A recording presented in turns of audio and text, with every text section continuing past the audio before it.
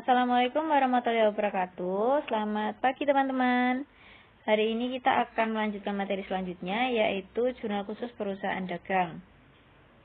Nah, KD yang harus dicapai yaitu menerapkan proses pencatatan transaksi ke dalam jurnal khusus pada perusahaan dagang dan melakukan pencatatan transaksi ke dalam jurnal khusus pada perusahaan dagang. Nah, apa saja yang akan kita pelajari yaitu yang pertama, pengertian jurnal khusus. Kemudian yang kedua, yaitu manfaat jurnal khusus. Yang ketiga, jenis jurnal khusus. Dan yang terakhir, yaitu mencatat transaksi ke dalam jurnal khusus.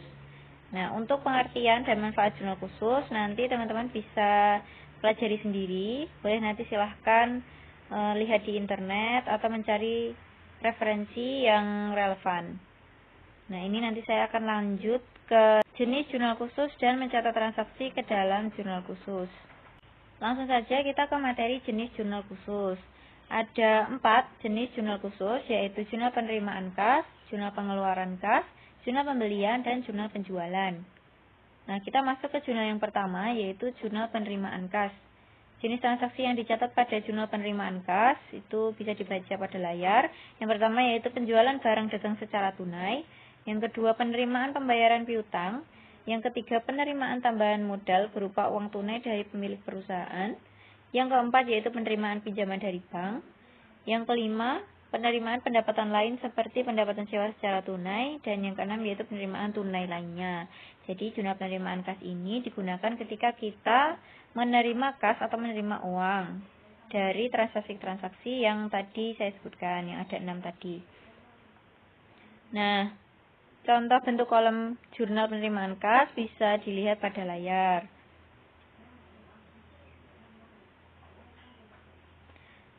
Ini adalah contoh pencatatannya. Misalnya pada tanggal 4 September 2018, dijual barang dagangan secara tunai senilai 3 juta rupiah. Nah, di sini kita menerima uang sejumlah 3 juta, sehingga kita catat pada jurnal penerimaan kas tanggal 4. Keterangannya diisi penjualan tunai, kemudian debitnya adalah kas 3 juta, kemudian kreditnya penjualan sejumlah 3 juta, karena tadi kita menjual barang dagangan.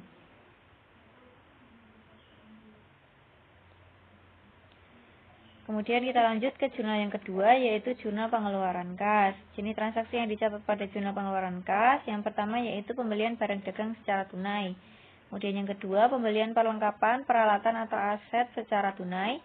Yang ketiga, pengambilan uang untuk keperluan pribadi atau privat. Kemudian yang keempat, yaitu pembayaran utang perusahaan. Yang kelima, pembayaran biaya-biaya seperti sewa, biaya gaji, biaya listrik, dan telepon.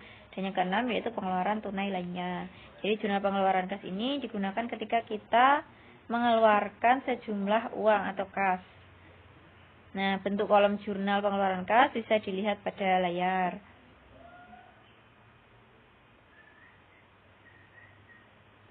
Ini adalah contoh pencatatannya. Misalnya pada tanggal 2 September 2018, dibeli barang dagangan secara tunai kepada pemasok UD Medika Utama dengan total nilai pembelian adalah 15 juta. Nah, di sini dicatat pada jurnal pengeluaran kas tanggal 2, kemudian keterangannya diisi pembelian tunai dari UD Medika Utama. Kemudian debitnya adalah pembelian sejumlah 15 juta karena kita tadi melakukan pembelian barang dagang. Kemudian kreditnya adalah kas sejumlah 15 juta karena tadi kita membeli barang dagangnya secara tunai.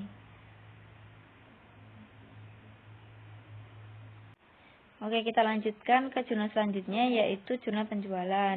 Jenis transaksi yang dicatat pada jurnal penjualan adalah penjualan barang dagang secara kredit. Jadi nanti kalau misalnya kita mencatat penjualan yang dilakukan secara kredit, nanti dicatat pada jurnal penjualan. Nah, kalau secara tunai dicatat di mana? Nah, secara tunai berarti kan kita menerima kas tuh dari yang membeli barang kita. Nah, itu berarti dicatat pada jurnal penerimaan kas. Kemudian untuk bentuk kolom jurnalnya bisa dilihat pada layar.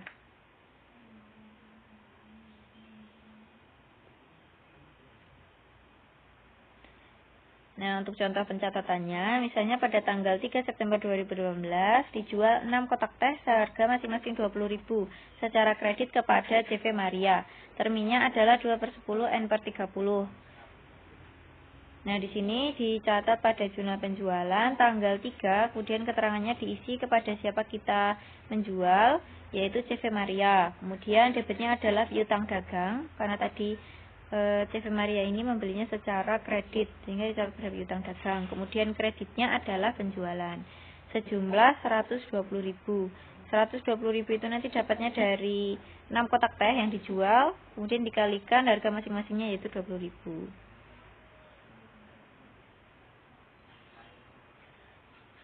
Selanjutnya kita masuk ke jurnal pembelian. Jenis transaksi yang dicatat pada jurnal pembelian yaitu pembelian barang dagang secara kredit, dan kedua yaitu pembelian perlengkapan peralatan atau aset secara kredit. Jadi jurnal pembelian dan penjualan ini khusus ketika kita melakukan transaksi yang terjadi secara kredit. Nah, ini adalah bentuk kolom jurnal pembelian, bisa dilihat pada layar.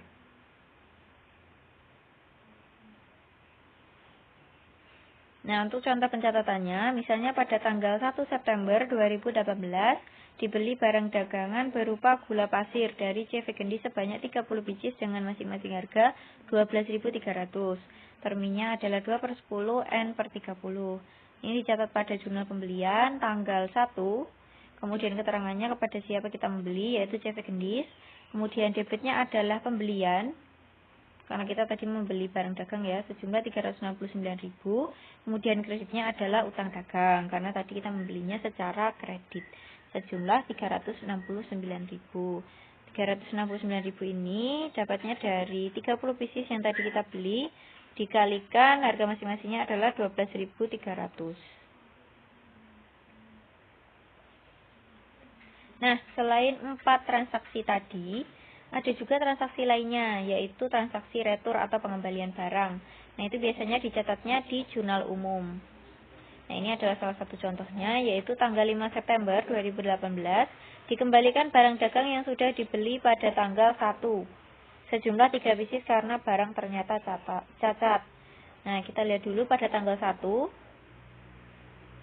Nah, ini adalah tanggal 1, kita tadi membeli 30 pieces gula pasir, tapi ternyata 3 piecesnya itu cacat. Kemudian kita catat pada jurnal umum, yaitu debitnya kas sejumlah 36.900, kemudian kreditnya yaitu retur pembelian dan pengurangan harga sejumlah 36.900. Nah, 36.900 ini dapatnya dari 3 pieces yang tadi kita kembalikan, dikalikan dengan harga masing-masing gulanya, yaitu 12.300. Nah, ini adalah contoh lain. Jika tadi adalah retur pembelian, nah ini adalah retur penjualan. Misalnya pada tanggal 6 September 2018, dikembalikan dari pelanggan barang yang telah dibeli pada tanggal 3 karena teh sebanyak 2 kotak rusak. Ini kita lihat dulu pada tanggal 3.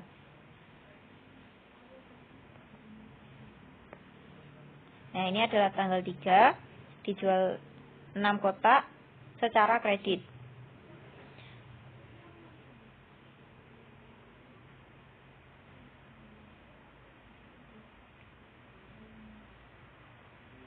Nah, ternyata dari 6 kotak tadi, 2 diantaranya itu rusak, sehingga kita retur.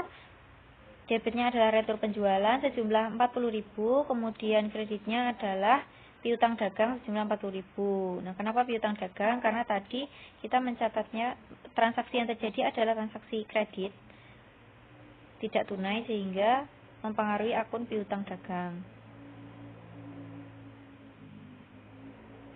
Nah, mungkin itu yang dapat saya sampaikan. Silakan nanti dipelajari lagi. Jika masih bingung nanti bisa ditanyakan melalui WA group atau menghubungi saya melalui PC. Nah, setelah ini akan dilaksanakan post test, jadi jangan lupa dikerjakan ya. Oke, semangat selalu. Sekian dari saya, kurang lebihnya mohon maaf. Wassalamualaikum warahmatullahi wabarakatuh.